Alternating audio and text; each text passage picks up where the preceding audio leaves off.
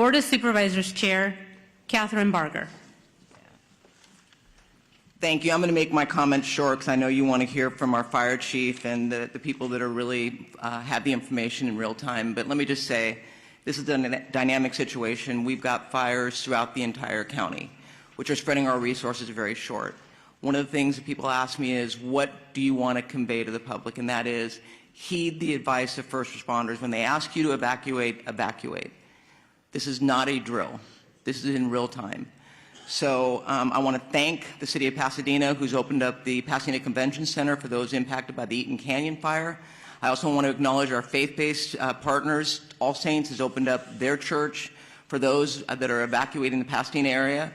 But again, it's important for us to recognize that while the firefighters are there to protect structures, life is first and foremost frontline. We need to make sure that people heed the advice of our first responders. With that, I'm going to introduce our LA County Fire Chief, Anthony Maroney, to give you an update on what is going on. But I just want to thank Chief Maroney as well as Chief Crowley for the work that they are doing to make sure that our first responders have all the resources necessary. Chief Maroney. So good morning. Thank you, Supervisor Barger. My name is Anthony Maroney. I am the County of Los Angeles Fire Chief, and I'm also the Region 1 Coordinator for Fire and Rescue Resources. I'm going to be giving an update on the Palisades fire in addition to the Eaton fire, although I am aware that we have 4 large fires burning in LA County at this time. The Palisades fire is located in both LA City and LA County. We are in unified command with the City of Los Angeles Fire Department in addition to CAL FIRE. We have well over 5,000 acres that have burned, and the fire is growing. We have no percentage of containment. We have an estimated 1,000 structures destroyed, and also no reported fatalities, and a high number of significant injuries to residents who did not evacuate, in addition to first responders who are on the fire line. We have over 1,000 personnel assigned, and the cause of the fire is unknown. However, it is under investigation. For the Eaton fire, it is located in both the Angeles National Forest, the Altadena area of LA County, and Pasadena. LA County is in unified command with both the Angeles National Forest and the Pasadena Fire Department. We have over 2,000 acres burning at this time, and the fire continues to grow with 0% containment. We have over 500 personnel assigned, and unfortunately, we have 2 reported fatalities to civilians.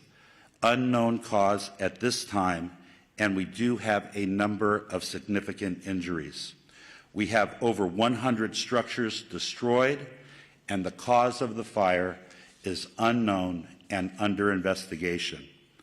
I will ask that LA City Fire Chief Kristen Crowley update you on the Hearst fire after I am finished with my remarks.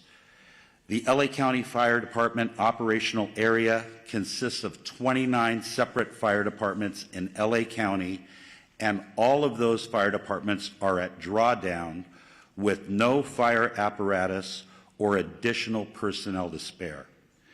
As the Region 1 Coordinator, I have requested mutual aid from the 5 counties of Orange, Los Angeles, Ventura, Santa Barbara, and San Luis Obispo counties.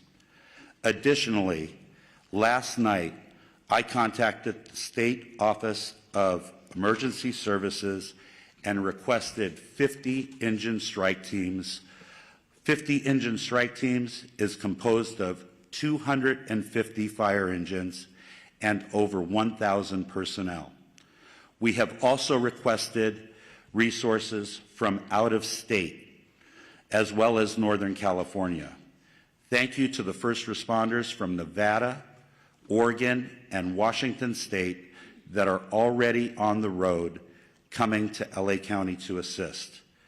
Lastly, the National Weather Service has predicted a continued red flag weather event with strong winds and low humidities, placing all residents of Los Angeles County in danger. To all of our viewers, please prioritize your safety as well as the well-being of those around you as we come together to continue to get through this widespread disaster. Los Angeles County firefighters will remain on the front line until we reach full containment, and we ask that you keep all of Los Angeles County in your thoughts and prayers. I would now like to invite up Los Angeles City Fire Chief Kristen Crowley to give her briefing. Thank you.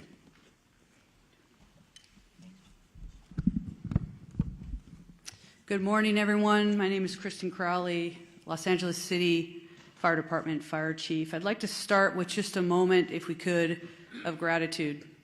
A moment of gratitude for our first responders, our boots on the ground that are battling this intense and multiple jurisdiction and number of fires. So gratitude to those who are doing the work since yesterday through the night. And like Chief Maroney said, we're going to continue to work hard to ensure that we save people, lives, and property. With that, I'll be touching on a couple major points. With the Pacific Palisades fire, we know that it continues to demand a significant amount of resources and attention. A second major brush fire, now referred to as the Hearst Fire, has erupted in the Sylmar area of Los Angeles. Now, together, these fires are stretching the capacity of emergency services to their maximum limits. The Los Angeles City Fire Department is battling these two major fires while also maintaining, I want to focus on this as well, 911 services for the city's approximate 4 million residents. Now, despite the severity of the conditions, our department remains fully committed to safeguarding lives and property. Next, I want to focus on what we've done over the last 24 hours. And with that, even within the city of Los Angeles, with these two major brush fires, our department has responded to 3,624 911 calls for service. And to put that in perspective, our average is just under 1,500 calls in a 24-hour period. Over the last 24 hours, we've also responded to an additional 32 structure fires within the city. We've treated and transported an extensive number of medical emergencies, well extending our normal 650 transports to the local hospitals. When it comes to the Pacific Palisades fire, as Chief Maroney had said, this is over 3,000 acres at this point and continues to grow. We will confirm the exact acreage later, so we'll make sure that we also communicate that to the community and to the media. Last night, as of 1930 hours, all aircrafts were grounded due to the high winds. Aircraft are continued to be able to resume their water drops and acreage mapping today when the weather allows us to do so. A total of 3,398 civilians and 15,105 structures are in the evacuation zone. And again, the evacuation zones are the following: north of PCH, west of Kenter Avenue and San Vicente Boulevard, south of Mulholland Drive, and east of Topanga Canyon Boulevard. There are multiple evacuation centers which are supported by the American Red Cross. Injuries. Of course, there's a lot of interest in injuries. We have several firefighters and civilian injuries that have been reported, and all patients have been treated and transported to the local hospitals. Damage assessments. Chief Maroney did speak about a specific number. We are still vetting that through on the city side, so more information to come, and we will message that as soon as we can validate that. Approximately 400 LAFD firefighters have been deployed to the Palisades fire. We have many hundreds of law enforcement officers, our partner agency responders, and public works members engaged in supporting our overall operations. We are going to be transitioning to CAL FIRE this morning to manage this incident at 0800 hours. Next, I'd like to talk briefly about our Hearst fire, which is located in Sylmar. Last night at approximately 10:10 p.m., the fire erupted in the Sylmar area of Los Angeles, adjacent to the Los Angeles National Forest. The fire has rapidly expanded to over 500 acres, prompting the emergency evacuation of more than 3,000 residents. This fire is burning within the footprint of the historic Saddle Ridge fire. Now, despite the extreme winds and significant risks, and that's what we're going to be talking about from today and probably throughout the next few days, there's always that significant risk of life and property, and we'll continue to focus on saving lives and protecting property. The exact anchorage at this point will be confirmed later, and we'll make sure that we communicate that to you as well. Lastly, we want to make sure that everybody understands we are absolutely not out of danger yet. With the strong winds that continue to push through the city and the county today, I would tell you, and we are all committed to our first responders, our firefighters will remain focused on protecting lives and property. The LAFD is extremely proud to stand with all of the entities behind me. Our top priority will continue to be life safety, ensuring that safe evacuation and the rescues of our residents that are in harm's way.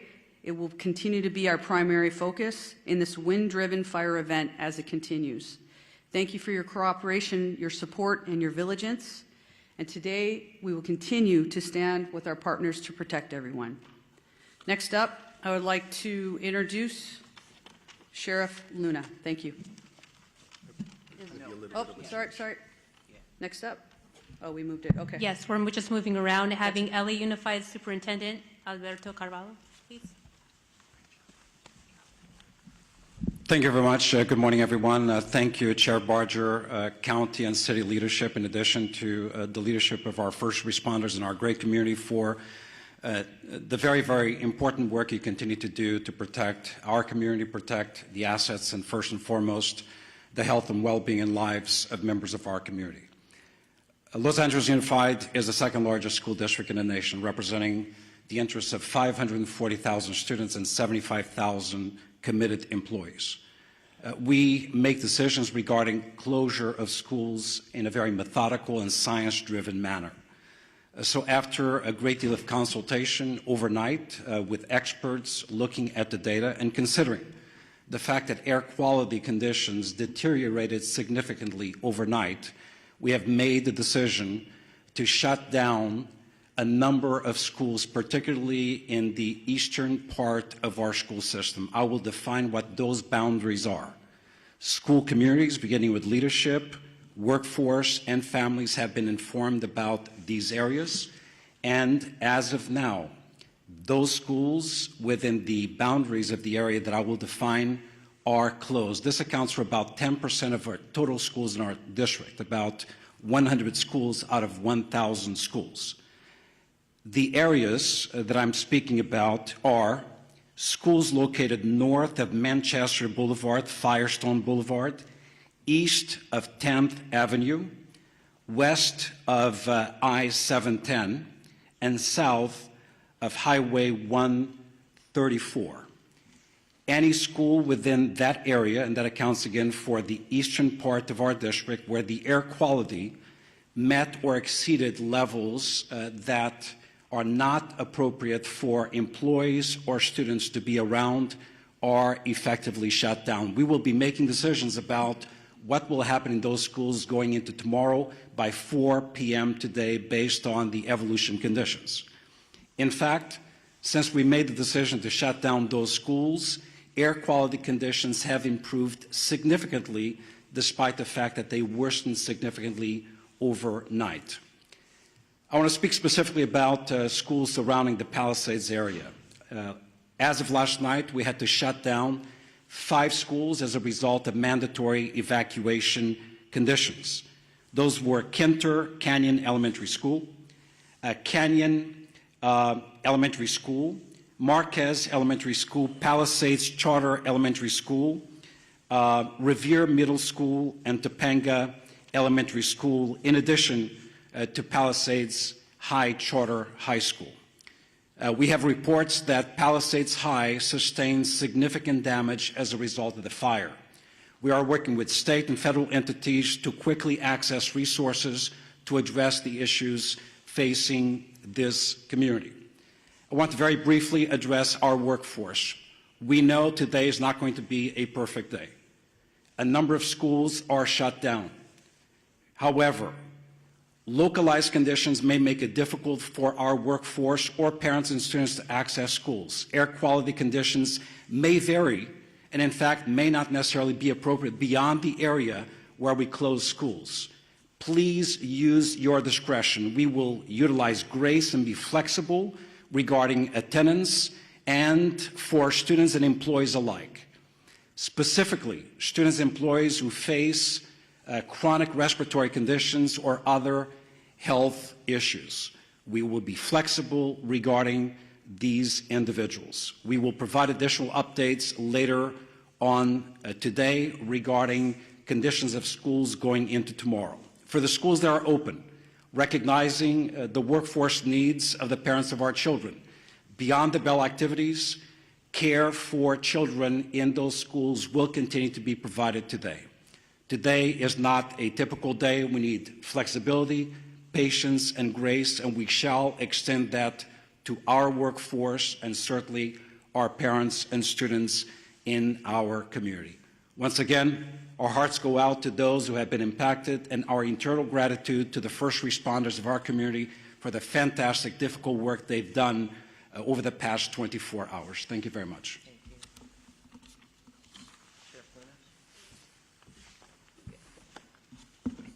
Morning.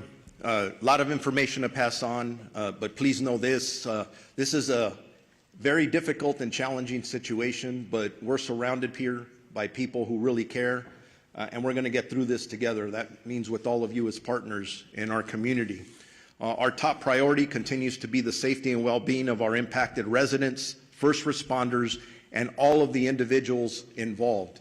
But understand that this is a very fluid situation, specifically in the Altadena area, and a lot of our personnel, our deputy personnel, are involved in life-saving measures as we speak now. We are working very closely with local, state, and federal agencies to provide necessary resources and support. We have been in constant communication with both our fire and law enforcement partners across LA County and beyond to ensure that all available resources that are needed are being deployed strategically and effectively, but we are prioritizing life over everything else. There are over several hundred Sheriff Department personnel working around the clock to evacuate residents in danger, assist with road closures, and respond to multiple missions that are given to us, and they do change periodically depending on that life mission. To ensure that everyone is going to be safe or safe as possible, additional personnel will likely be assigned to this fire as this continues to go, and you heard from our fire partners that there is no containment yet. I do want to split it up into two. I want to start talking about the Eaton fire first. Currently, there are evacuation orders in Pasadena, Altadena, and Sierra Madre. Evacuation orders, there are approximately 32,500 residents under evacuation orders and approximately 13,186 structures that we deem at risk, and that could grow. Evacuation warnings, approximately 38,600 residents are under evacuation warnings and approximately 14,342 structures are at risk. At 4 a.m. this morning, the evacuation orders did expand to parts of the city of Duarte, Monrovia, and La Cañada. And again, we continue to assess that. That's evolving. That's going to change. So I encourage you to consistently pay attention to all sources of information so you're ready to go when you are given that order, if that does come. As information's changing, even as I was driving up here, even as I'm walking up to this podium, I'm getting messages about several of our employees who have lost their homes in the last several hours. I don't know how many, because we are still gathering that information, but like we all live here in Los Angeles County, so we are impacted. So we're going to make sure that within our department, we're wrapping our arms around our employees just like we do with community members. Again, as I was coming up here, I did find out that we did have 2 fatalities in this area. I don't have any specifics.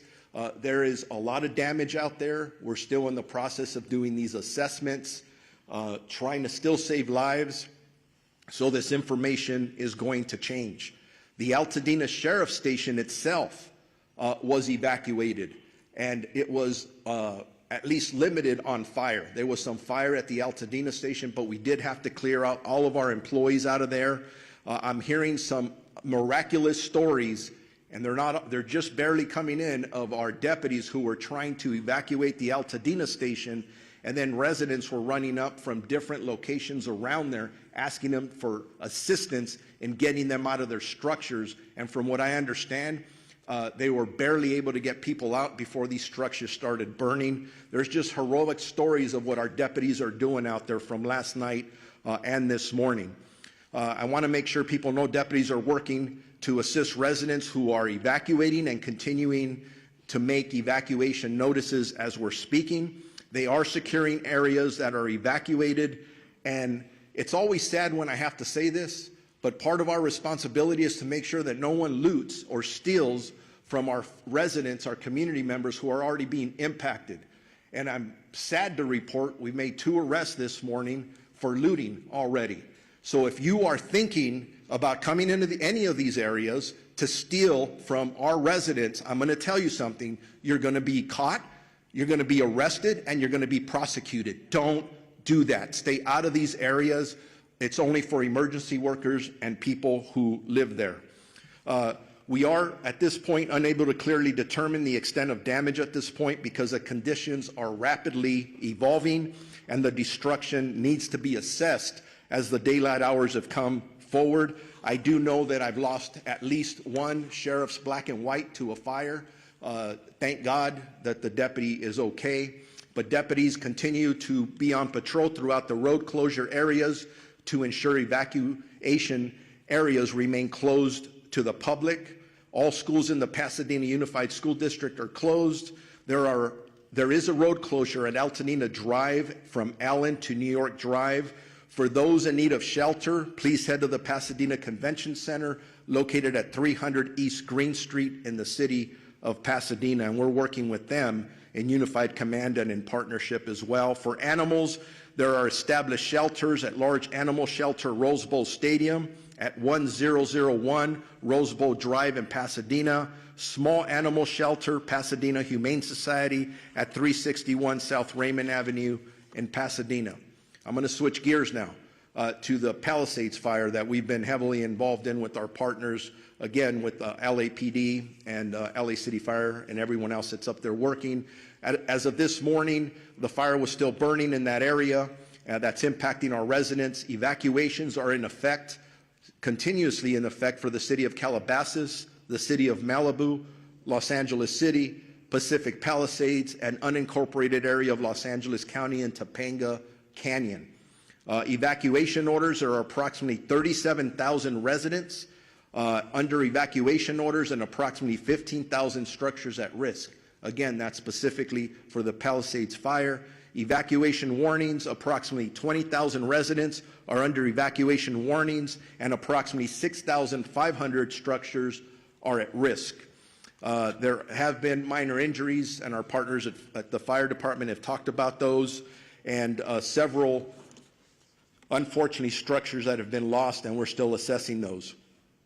Bear with me, I'm almost there. There's a lot of information, very important information. There are several road closures which can change rapidly.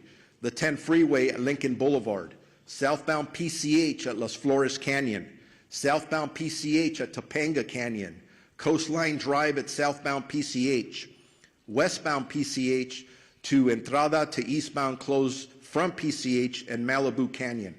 We have established shelters up for that fire in the following locations: Westwood Recreation Center, which is at 1350 South Sepulveda Boulevard in Los Angeles, Pasadena Convention Center, which I already mentioned, we can go there, 300 East Green Street in the city of Pasadena, and El Camino Real Charter High School, 5440 Valley Circle Boulevard in Woodland Hills. Animal shelters, large animals, LA Equestrian Center at 480 West Riverside in Burbank, Large Animal Shelter Pierce College, 6201 Winnetka Avenue in Woodland Hills, Large Animal Shelter Rose Bowl Stadium in Pasadena, Small Animal Shelter Agora Animal Center, and Small Animal Shelter Pasadena Humane Society as well. We got to take care of our pets.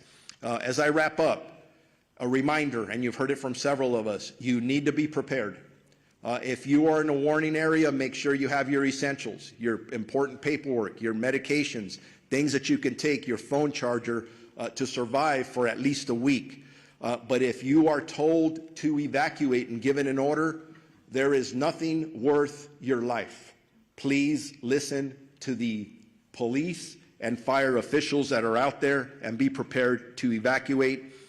If you have more questions or there's about evacuations, evacuation centers, or road closures, go to lacounty.gov/emergency or our Sheriff's Department social media. Now it's my honor to introduce my partner of the Chief of the Los Angeles Police Department, Jim McDonald. Thank you very much. And as you look at the group assembled behind me this morning, each of those and everybody we represent who's out in the field all have families. Many are impacted directly by the fire, but they leave those families to come and try and be able to help everybody else who's out there.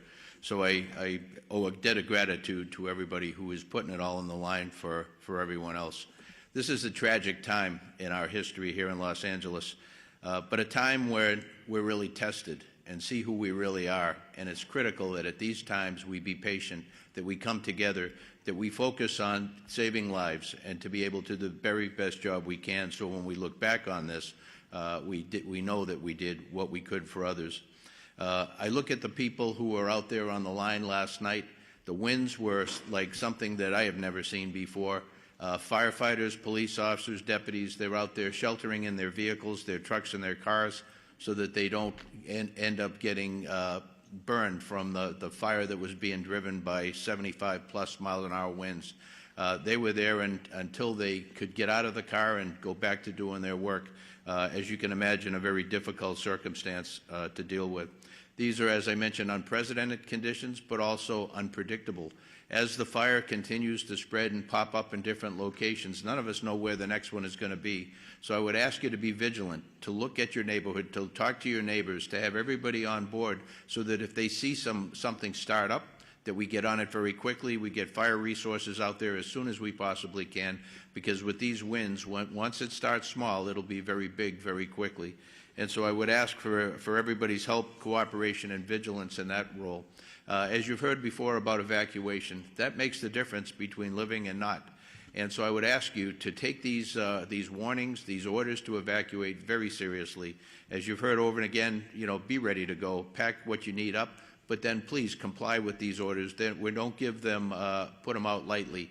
When we believe that you're in the path of the fire, we're going to order that evacuation, and we really, really need your compliance on that, because if we have to send people in to try and make rescues, those people are putting their lives on the line directly for something that could have been avoidable. Sheriff Luna mentioned looting. That's something that we also have to watch out for. That is incredible that we'd even have to talk about that during these tragic times. But we are going to take that also extremely seriously, and we will follow up with that in the strongest way possible. As far as traffic goes, that's something that we're used to dealing with here. This will be an extra test of gridlock in many places due to people not having access to their normal routes. I would say that if you have an ability to be able to stay out of the west side today, to commute or to work from home, as long as your employers are good with that, to take advantage of that. The air is very tough today for particularly those who are challenged medically.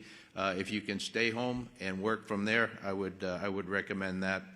We will continue to support our partners in the fire service and our other law enforcement partners. But to all and the public who are watching this, sincere thank you to all of you for your cooperation and your patience as we all get through this together. Thank you.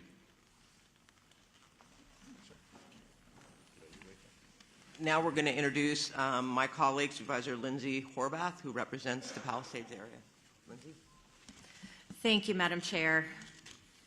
This morning, we woke up to a dark cloud over all of Los Angeles, but it is darkest for those who are most intimately impacted by these fires. It has been an immensely painful 24 hours for communities I represent. The Palisades, the Hearst, and Woodley fires are all in the 3rd District, but our strength is in our togetherness, and that will determine how we make it through. We need your partnership in this time of crisis. It is difficult to process the immensity of the destruction and loss, and we extend our hearts and every resource we have to all of our impacted residents. We know when we talk about these structures, they aren't just structures. They aren't even just houses. They're homes. This is our home. These are places where we built community, where we raised families, where we made memories that we will never forget, even if we can't go back to these structures. These are our home. Losing home is simply devastating. And I know that we are all here to support you and stand with you in this time of need.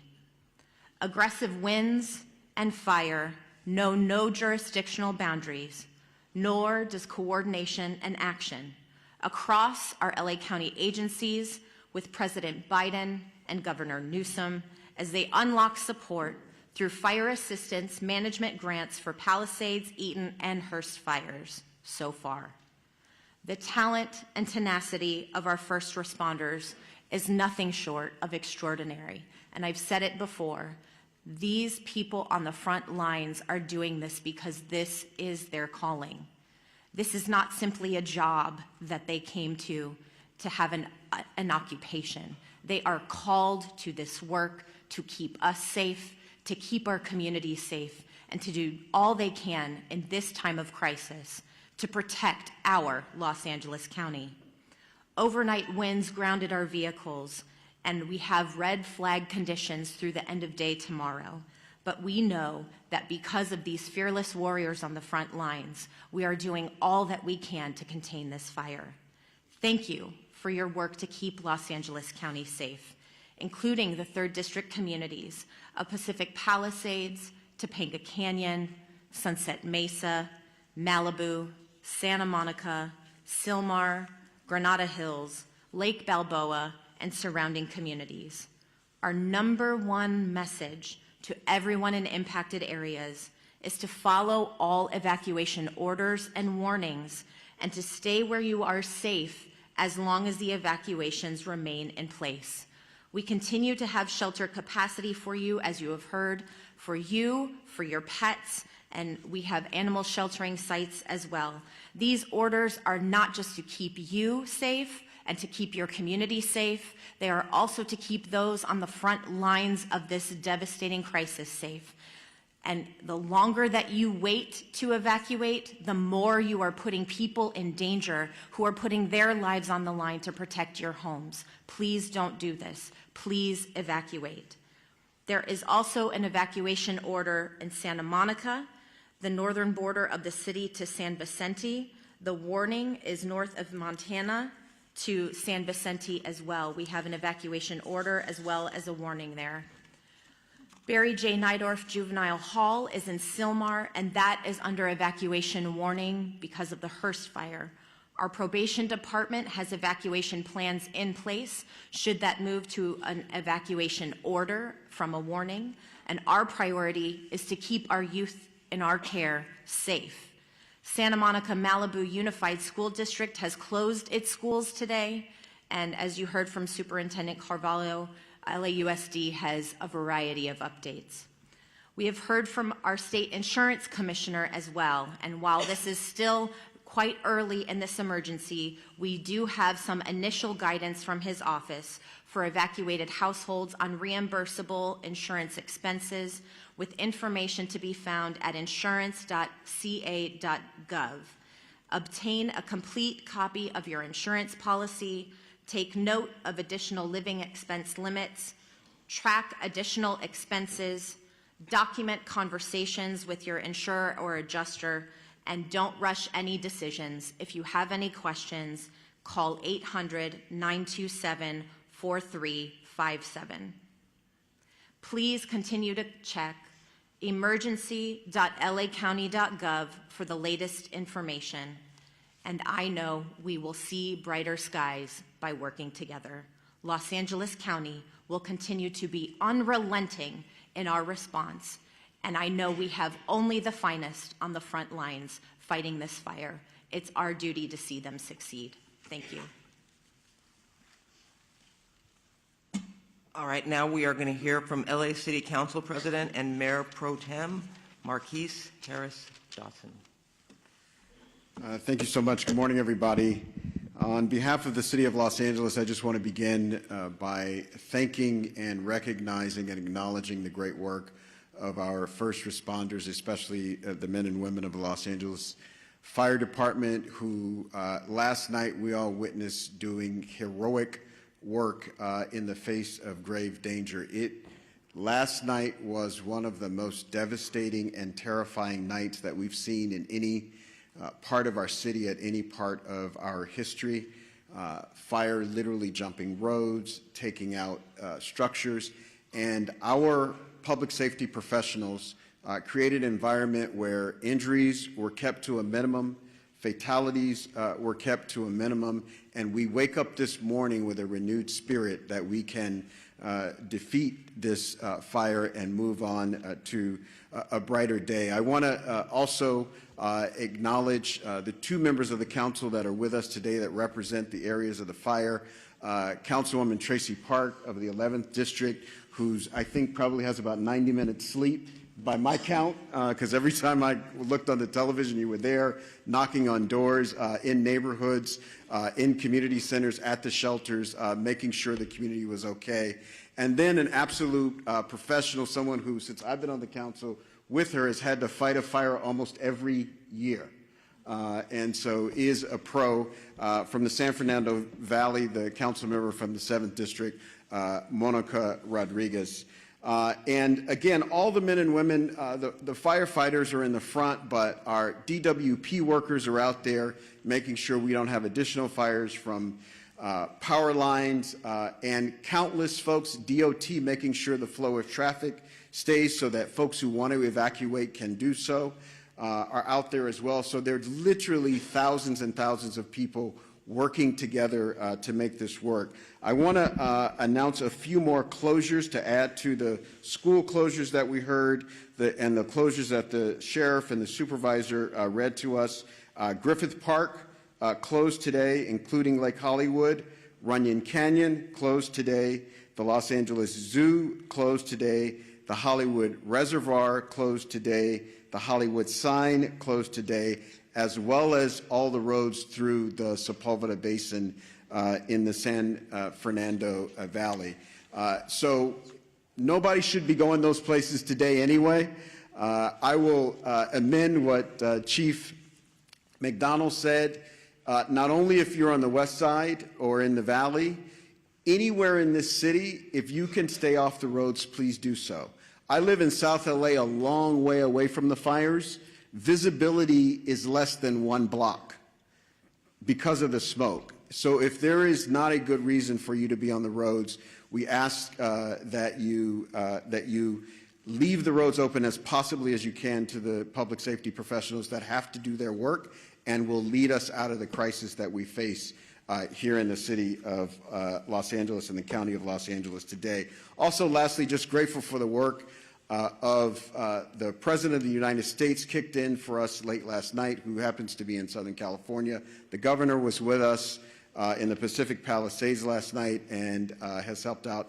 And a range of municipalities around the county and outside the county have come in to help where they can. And we're extremely, extremely grateful for their help in this time of crisis for our city and our county. And with that, I will ask the Director of the Office of Emergency Management for Los Angeles County, Kevin McGowan, to come to the mic. Thank you for the introduction. I'm Kevin McGowan. I'm the Director with the LA County's Office of Emergency Management. As my partners up here have said before, we're facing a historic natural disaster, and I think that can't be stated strong enough. This is not a normal red flag. We've been in partnership with the National Weather Service for days prior to the arrival of this severe windstorm. There's been amazing communication by the National Weather Service, and they should be acknowledged for all of the communication that was put out days in advance. What's critical about that is it partnered all of our public safety and emergency organizations throughout the county to begin preparations for this. And a lot of the successes we saw over the last 18 to 20 hours is a direct result of painstaking preparations that had gone into place for the last 48 to 72 hours. We still have a long road ahead of us. Our county is known with wildland fires. We just finished working on the Franklin fire. We've had the Bridge fire, the Post fire. This has been a very destructive fire season. This is just going to add to it. Our eyes are on mitigating the impacts from this emergency, working with our community partners, and then charting a course for what will be a long recovery effort. With that, I would like to introduce our Department of Public Works for LA County Director, Mark Pistrella. Good morning. Thank you, Kevin. My name is Mark Pistrella. I'm the Director of Public Works for Los Angeles County, the largest public works department in the United States. We're coordinating across the area with all our partner agencies, including, of course, primarily the City of Los Angeles, in addressing this event today. I'm going to talk a little bit about what our focus in terms of infrastructure, and then I'll move on. Before I do that, though, I do want to acknowledge all of the residents that have either lost a home or who are being evacuated. I do personally understand what that is about and understand what kind of fear that can put into you. One thing I would recommend to you before you leave that home, if you want something to do, is to close that home up tight, close any openings, completely tight to the home, and make sure that access is open to the fire department in the event that they want to come on and do work on your property. That's one thing I've learned through the years is important. So right now, LA County Public Works is focused on water supply, the road safety and transportation system, and preparing our flood control system for the inevitable post-event, which may be flows of debris and mud. With respect to water resources, there's been quite a bit of talk in the media about the water system that we're using for suppression. So let me make the following statement. There have been quite a bit of comments over social media about the local water supply and its impact on firefighting efforts. There is collaboration across this region. Over 200 water retailers serve the region. LA County serves the area that in the Eaton fire area. LA City serves the area, the Palisades area. We also serve the Palisades area in the north area of unincorporated area water supply through the hydrant system. The municipal water systems that service our homes and businesses continue to work effectively. However, they are not designed to fight wildfires. A firefight with multiple fire hydrants drawing water from the system for several hours is unsustainable. This is a known fact. That's why air support is so critical to the firefight, and unfortunately, wind and air visibility have prevented that support. County water reservoir, however, county and city water reservoirs, open reservoirs, are available and on standby once that support becomes available. We will be having fixed wing as well as helicopter draw of water from our system. We also need customers to understand that it is really quite futile to attempt to fight fire with your hose at your house. That's not something I would recommend you do, but in fact I would ask that you turn off your water and turn off your gas, both things, before you leave the residence so that we can continue to have that water supply for the hydrant system.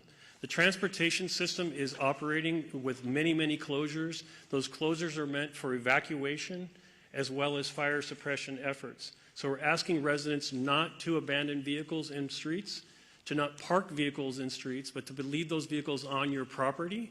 And we ask that you drive very carefully because we also have the other event of wind right now. And we have numerous signals out across the area. So we need people to drive very consciously in the street system. And then the third piece in the road system and in our homes is the wind is causing massive tree fall. We have numerous, over hundreds and hundreds of trees that have fallen in the area already. We expect more of that to occur.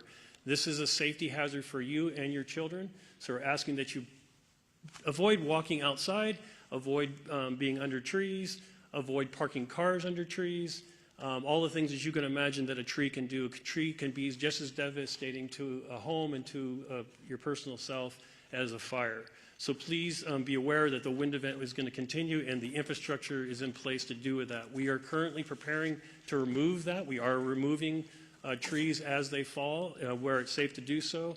There will be a mass debris removal system put together that the county is coordinating, but we would be removing and working with the cities to remove the mass debris that's going to occur not only from the structures that have been damaged, but all of these trees that are down. So please, one of the things is make way for our utility workers who are in support of the very brave firemen and sheriff and police force that are out doing their job. We are in full support of them. So lastly, on the flood control system, this is just a quick note that yes, in fact, we will have a lot of debris. The flood control system has been impacted, that covers the entire region, by the fire. In fact, many of our facilities have been burned. One in Eaton area, Eaton Yard, where there is a debris dam there, and its facilities are currently threatened. We are looking at that and going to raise up those systems. As we enter into post-fire, our department will be available to do a review of your individual properties to make sure that you're safe from debris flow as another event that may occur in LA County. With that, I'm going to happy to turn over the microphone to my partner from the Department of Water Power, the General Manager, Janice Quiones. Thank you, Mark. I am Janice Quinones, CEO and Chief Engineer for LADWP. I want to start by thanking everybody on this response. I've been in emergency management my whole career, and the collaboration I've seen in this response has been incredible, especially our first responders, our crews. I want to thank our crews that have been working on high winds trying to restore power as fast as possible, and also county, city council, mayor's office. The mayor has been in contact with me all the time. And also other utilities in California have been proactively reaching out to us to help us with the restoration. So we're in the process of contacting them to ask for more support. I want to continue the thought process that Mark had about water supply in Palisades. We had a tremendous demand on our system in the Palisades. We pushed the system to the extreme. 4 times the normal demand was seen for 15 hours straight, which lowered our water pressure. We were pushing 75 CFS on our trunk line to try to keep water pressures in the system. If there's a message you take away from me today, is I need our customers to really conserve water, not just in the Palisade area, but the whole system, because the fire department needs the water to fight the fires, and we're fighting a wildfire with urban water systems, and that is really challenging. What happened in Palisades? We have 3 large water tanks, about 1 million gallons each. We ran out of water in the first tank at about 4:45 p.m. yesterday. We ran out of water on the second tank about 8:30 p.m. and the third tank about 3 a.m. this morning. Those tanks help with the pressure on the fire hydrants and the hills of Palisades. And because we were pushing so much water in our trunk line, and so much water was being used before it can get to the tanks, we were not able to fill the tanks fast enough. So the consumption of water was faster than we can provide water in our trunk line. So I want to make sure that you understand there's water on the trunk line. It just cannot get up the hill because we cannot fill the tanks fast enough.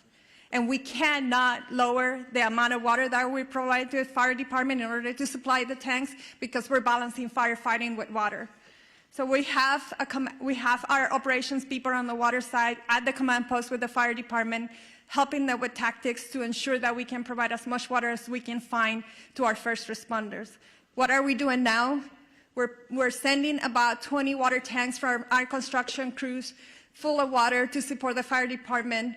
We identified other areas in our system where our tankers can refill. It takes about 30 minutes to refill about 4,000 gallons of water, and we're constantly moving that water to the fire department to get them as much water as we can. I would also ask for the people on zip code 90272, because we're pushing the water system so hard, our water quality is decreasing. So we're going to be issuing a boil water notice this morning, and that will extend for about 48 hours. The water quality is low. We have a lot of ash in the system. And so please, if you're going to be drinking water, you need to boil the water. Those boil waters will continue to increase as the system starts restoring. We're also managing a power outage restoration. Our water emergency has been the #1 primary issue, but the power issues are continue to increase. The winds picked up at around 11 p.m. last night, and that's when we saw the majority of our outages coming in. As of 7 a.m. today, we have 135,000 customers out of power. We have restored about 78,000 customers since the start of the outage. 32 customers have been out of power for more than 10 hours and 7 for over 18 hours. If you are out of power, I urge you to call us, call 911, let us know so that we can get to you as fast as safely as possible. We are on a severe emergency activation at the EOC for both water and power. It's taking us 24 to 48 hours to get to all of the outage. That's why we're going to start increasing our mutual aid request to get more crews on here to reduce that restoration time. But we cannot do that until it's safe for our crews. And I'm happy to report we have had no safety incidents for either the water and the power crews, which we need all the crews safely operating in our system. 40% of our outages were due to us having to de-energize the circuits for public safety. And we cannot energize them until it's safe to do so, and we have put eyes on our system. 20% is because of wire downs, and 6.5% is because our system has protected itself from further outages, and so we have to patrol every line before we come back online. With that, I just want to thank everybody, and Madam Chair. Thank you so much.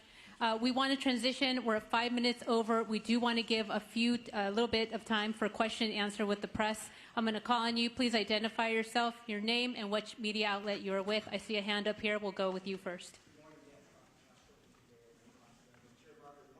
Because this press conference called One Voice is bringing together some of our city leaders, our county leaders here together for this incredible tragedy, this crisis that we're experiencing right now. And a lot of our viewers are asking, how can other Angelenos help? Because people want to volunteer, people want to help. What's the best way that other folks out there that want to help, what can they do? Well, first of all, thank you for that question, because I think this does speak volumes to the fact that it's not just at the local level, it's at the state and the federal level as well, and it is one voice. We're seeing these fires taking place countywide, which is stretching our resources. But to the public, I mentioned All Saints in Pasadena that's opened up its church to people that are evacuating, people that are not only part of their parish, but also people that are seeking refuge. I would encourage, and we will work with our Office of Emergency Management, to put together a list of what you can do to help. I know at Pasadena Convention Center, they're looking for resources, food, and blankets. Red Cross is putting that together, but we can always use more. So this is the time for us all to come together. I mean, we're trying to wrap our heads around just getting this fire under control, but make no mistake, we will put something together so that people can offer their support. You are seeing the goodness, and I know Supervisor Horvath mentioned it.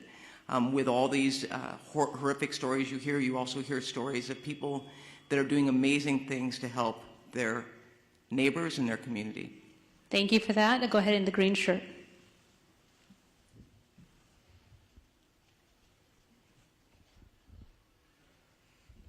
Yeah, the DWP was talking about the problems with the water supply, and I was wondering if either the DWP or the fire department has any kind of numbers to talk about, like what is the number of hydrants that could not get water because of these pressure issues, what percentage of the system in Pacific Palisades wasn't getting serviced at that point, and given the type of things you're describing this morning, do you think there needs to be an overhaul of the system, given these increasing number of urban fires? And also, when does the mayor return? And name and media outlet, please. David Zahniser with the Los Angeles Times. Thank you. So, Chief, please correct me if I'm wrong, but we were trying to keep water at all altitudes on the Palisades, and I think about 3 in the morning, that's when the hydrants went dry above the Brentwood area. We are able to push water on that trunk line on the east side of that, and we have some water on the higher elevations, 16 to 18,000. But at 3,000, at 3 a.m., all of the fire hydrants went dry in the Palisades. To your question of climate resiliency and how do we need to update the system, I would say that is true. We were talking with the county supervisor and Mark on how are we going to change the way we operate our water systems for events like this. This is an unprecedented event. I think the 2011 winds was significant from a power outage perspective, but the fires have really increased the response complexity of this. We had crews trying to mitigate this, and we had to evacuate. We worked with fire department to try to get back in and try to fill the tanks again. It wasn't safe to do so. So you're managing the fires, you're managing the power outage, and you're managing the water needs because it was an urban wildfire firefighting. So yes, we have to look at our system from a climate resiliency as a region. And it's going to be more than just DWP. It's all the water agencies here, including the county. Thank you. Over here in the burgundy with a mask. Name and media outlet, please. Real quick, I can speak on the operational side of the hydrants. We don't have a specific number to the hydrants. We do know that it came in phases. Now, our firefighters always have a primary plan, a backup plan, contingency, and emergency plan. So oftentimes, just so that the public is aware, in large brush fires, water supplies are normally limited. So with that, our apparatus do have the ability to draft water if we need to out of pools, ponds, any type of water resource. We also utilize the water tenders, in which we spoke about a little bit earlier. So with that, I just wanted to clarify that. In regard to when the mayor is returning, I spoke to her this morning at 4 o'clock. She's on her way for the last leg of her journey back home from Dallas, so her ETA is right around noon. Thank you. Go ahead. Buenos días, everybody. Ali Santana with Telemundo 52. For Chief Crowley, Chief Maroney, where can people go to donate food, water, supplies, and for Superintendente Carvalho, Sheriff Luna, and CEO Quiñones, just something in Espanol for our people in We will do something in Spanish right after we conclude over here with a couple of Spanish speakers regarding the volunteer information. Sure. So thank you for the question about the donations. I know we spoke about that earlier. Just a touch point for the community. We are so grateful for the community's efforts in regard to donations. Now, what I do want to be mindful about to make sure that we share is please listen to the direction of where those donations, either through money and or food, any type of donation, it can become problematic if the public starts to just drop things off. So we are putting together a strong plan from our Emergency Operations Center. We're at the highest level at this point. We're coordinating with the county as well. So stand by for more information. We want to be very purposeful and strategic in how we're going to collect those donations, and they are welcomed. Right over here with the glasses and the gray, right behind you. Over here with the hand up. Thank you, sir. Scott Snowden, Santa Monica Daily Press. Question for Ms. Horvath. Are there any forecasts or predictions at this point for the economic impact of this? There are no early numbers of the economic impact, but we are already exploring how we can do, for example, a business interruption fund, as we have done in other states of emergency. We know that there are many businesses that have also been impacted, in addition to the people who are experiencing difficulty in their homes. So we are looking at what resources the county has available to support on all fronts. But thank you for the question. Lastly, do you think this will affect insurance companies in their approach to house owners going forward? I believe it already has, and the conversation is ongoing. As I shared earlier from the insurance commissioner, I know this is an ongoing conversation in his office, and he has provided that information and welcoming phone calls from folks who do have questions about insurance impacts as a result of these fires. I do know that yesterday, through the help of our chair, the county declared a state of emergency, as did the governor, and I know that there are other states of emergency that will be declared in order to make sure that all residents are able to readily access everything that they need to in response to these claims. Thank you. We need to move on. Right here in the front, young woman with the hand up. Hi, Grace Tui with the Los Angeles Times. I was hoping one of the fire chiefs could talk a little bit about long-range spotting and how far we actually saw embers jumping from one fire to other spot fires. And then additionally, we heard repeatedly fire crews requesting help, backup, and not having enough crews. Were you guys prepared enough for this? Did we have enough resources to fight these fires? Thank you. Thank you for the question. So I'll start at the end and work back. No, LA County and all 29 fire departments in our county are not prepared for this type of widespread disaster. There are not enough firefighters in LA County to address 4 separate fires of this magnitude. We were prepared. We did get state pre-position resources that came from Northern California that were up in the Santa Clarita Valley. We did hire additional firefighters from the LA County Fire Department and pre-position them in the Santa Monica Mountains. The LA County Fire Department was prepared for 1 or 2 major brush fires, but not 4, especially given these sustained winds and low humidities. Like our Director of Emergency Management said, this is not a normal red flag alert. People were calling for help. We tried to get them the help that they needed. LA County right now, like the LA City Fire Department, is prioritizing life safety, but we're also engaging in structure defense, perimeter control, and aerial operations. Remember that the LA County Fire Department has 13 aerial assets available to it. In addition to our agency-owned helicopters, we have our 2 CL-415 Super Scoopers and our CH-47, which is part of the 3-county QRF. So we're prepared to keep fighting the fight. Like I said earlier, I've requested additional resources, not only from Northern California, but from out of state. We did that last night, yesterday. So we're doing the very best we can. But no, we don't have enough fire personnel in LA County between all of the departments to handle this. Thank you. Thank you. And we have a couple of just quick I questions. just want to also acknowledge that that came down from Sacramento State Senator Ben Allen and Sasha Perez, as well as our Santa Monica Mayor Negrete, who's also present here. And I know that Congressman George Whiteside is flying in from Washington, D.C. He represents the Sylmar-Santa Clarita area, and so we appreciate you all being here. Thank you, And Chair I think Barker. someone from the mayor's office would like to go ahead. Thank you, introduce Supervisor. Thank you. Appreciate it. Good morning, everybody. Celine Cordero, Deputy Chief of Staff to Mayor Bass. I just wanted to step forward and address the question about the mayor. The mayor will be on the ground shortly, very shortly this morning, and engaged. But I want to assure the community and the city, our mayor has been actively engaged 100% of the time, the entire last 24 hours throughout this unfortunate event and crisis.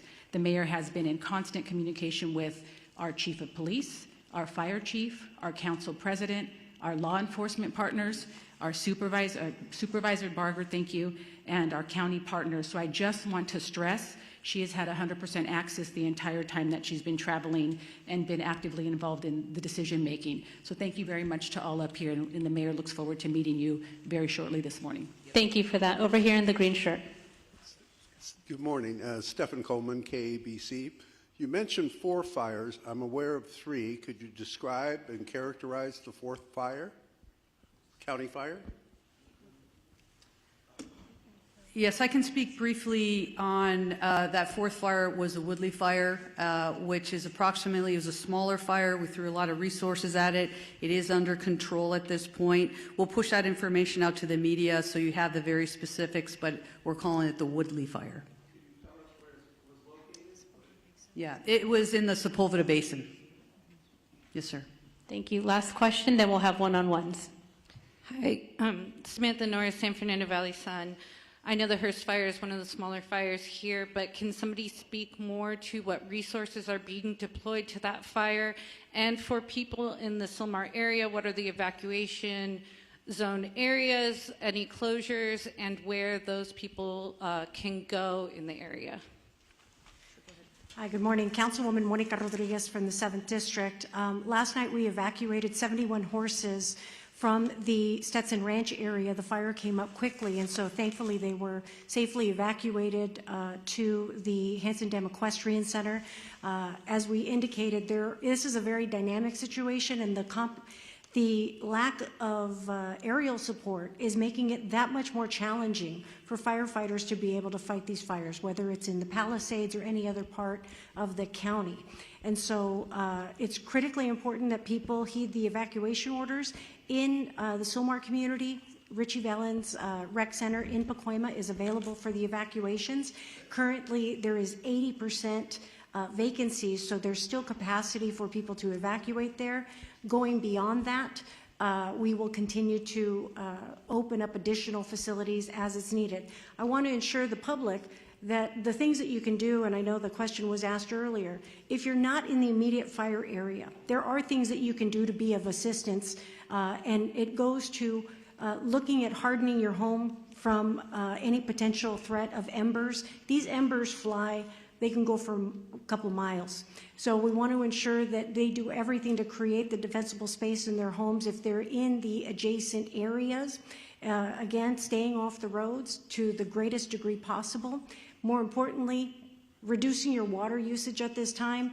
Because there is no aerial support, all of our water is being heavily demanded upon for these firefights in all parts of the county. So these are the proactive measures that people can be taking to be of assistance immediately given the needs of our first responders. If you have downed power lines, report those to 911. We can also report all outages to 1-800-DIAL-DWP. And most importantly, for trees that are down, because we know we have a lot of road blockages, our Bureau of Street Services, for the City of Los Angeles, all of our street services crew and public works crews are out there doing that work as well, and they are part of our first responders.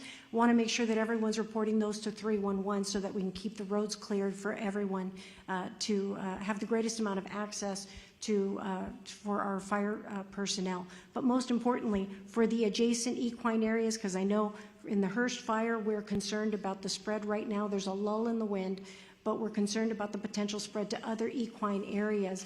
We want to make sure that we launched our early evacuation for horse keeping areas in the Northeast San Fernando Valley, and I want to continue to urge the public in these adjacent areas to please be prepared with your bags, with your important documents, to be ready to be prepared to potentially heed the call for evacuation. Thank you. Thank you very much. We're over time. We're going to...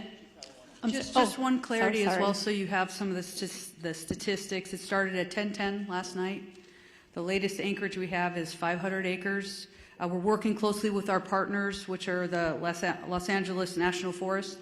We have a rep over here behind us, so we can do some one-on-ones if you want more specific, but we are unified with them. Also, the good news is, through the heroic efforts of our crews working through the night last night, our overall objective was to keep that fire so it did not overpass the 5, did not cross the 5 at this point. We were able to hold it to that point. But again, the winds are back up. We're working really, really hard there to make sure we maintain that.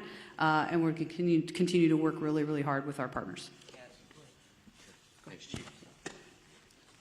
Yeah, I don't have too much more to add, but I will share that the Los Angeles City Fire and the Angeles National Forest went into unified command immediately when that fire started. And that fire started in an area we're well exercised, known as the mutual threat zone. So that's a part of our pre-planned unified command area, and that includes ground resources and aircraft. And of course, as mentioned, the aircraft has been having a hard time finding good air, and actually with the wind speeds. We're assessing aircraft availability every minute, continuously watching for a window to get aircraft up from multiple parts and multiple agencies. The Angeles National Forest aircraft and the air tanker base that services the Southern California areas in Lancaster under the U.S. Forest Service, and they're watching for opportunities to launch aircraft. But last night, the winds out in the Antelope Valley were just as bad as they were here in what we call the Front Range. So we're still struggling to get aircraft in the air. Yes, sir. Robert Garcia, Fire Chief for the Angeles National Forest. Thank you. We are wrapping up our press conference. We will have one-on-ones and a short for Spanish media. If you gather right over here, we will have Sheriff Luna and also LA City PIO with Fire David Ortiz. So Spanish interviews right over here to my right.